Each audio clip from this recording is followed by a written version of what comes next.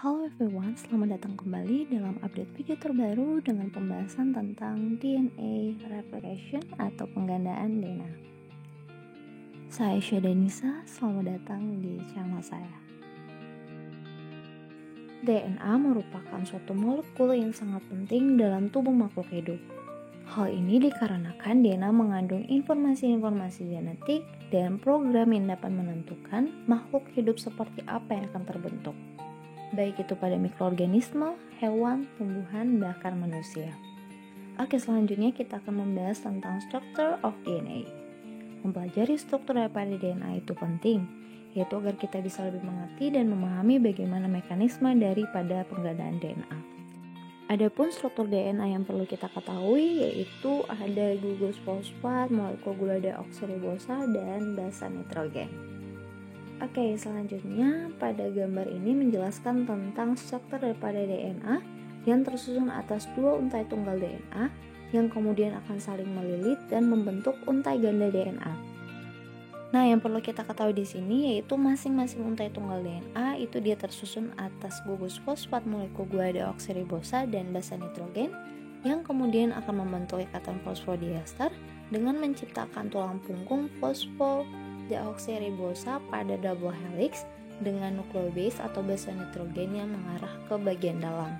Dapat dilihat pada gambar ini. Dan untuk gambar berikutnya itu masih tentang struktur DNA. Tapi untuk gambar ini lebih meng-highlight ke basa nitrogen atau nukleobase. Oke, sebagaimana kita ketahui yaitu bahwa basa nitrogen atau nukleobase itu dia ada dua jenis, yaitu basa purin dan basa pirimidin.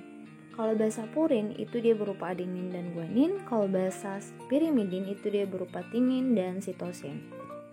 Oke, selanjutnya yang perlu kita ketahui juga yaitu bahwa molekul adenin dia akan membentuk deoksiadenosin trifosfat, molekul guanin akan membentuk deoksiguanosin trifosfat, molekul timin akan membentuk deoksitimidin trifosfat, dan molekul sitosin dia akan membentuk deoksisitidin trifosfat.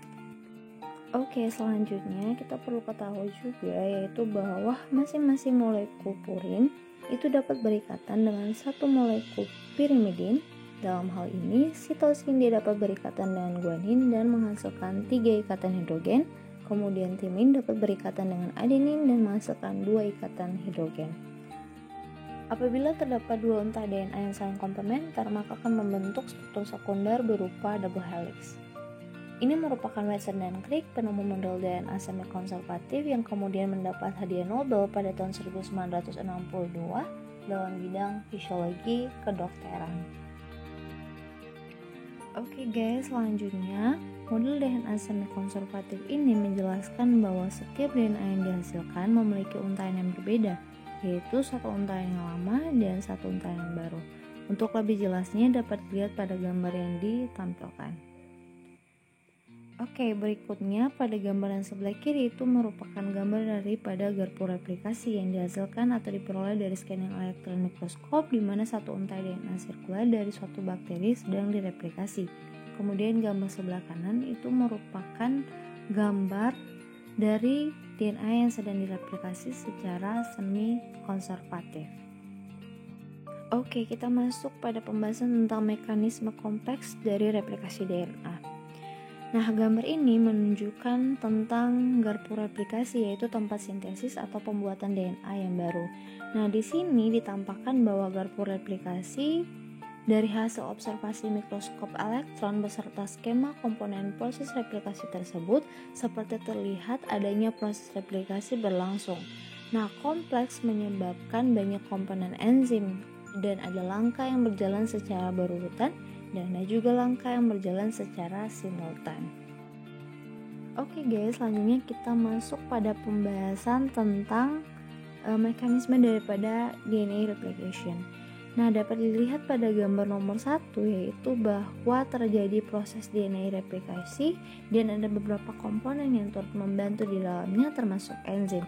Ada enzim helikase yang bertugas untuk memutus ikatan hidrogen daripada DNA sehingga membentuk replication fork.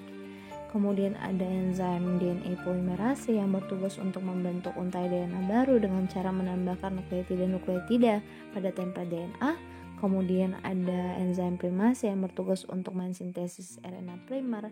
Ada primer, ada fragmen Okazaki yang merupakan DNA unta pendek. Ada juga single strand binding protein yang merupakan protein yang bertugas untuk mempertahankan strand daripada DNA agar tidak re-annealing.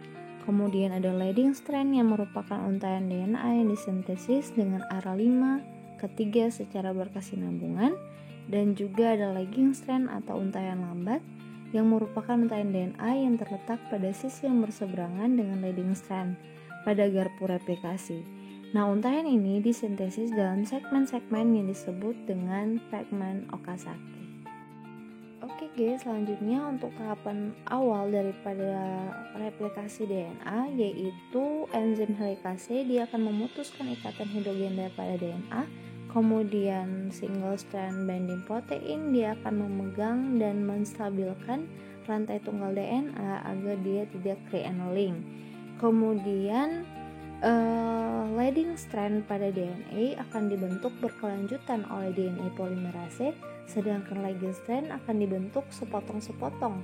Nah, primase membentuk RNA primer yang akan diperpanjang DNA polimerase untuk membentuk fragmen Okazaki. Nah, kemudian pada gambar yang kedua dijelaskan bahwa DNA polimerase akan menghilangkan RNA primer dan akan memasukkan nukleotida yang dibutuhkan di antara fragmen Okazaki. Kemudian enzim ligase akan bergabung dengan fragmen DNA bersama-sama dan mengkatalisis ikatan fosfodiester.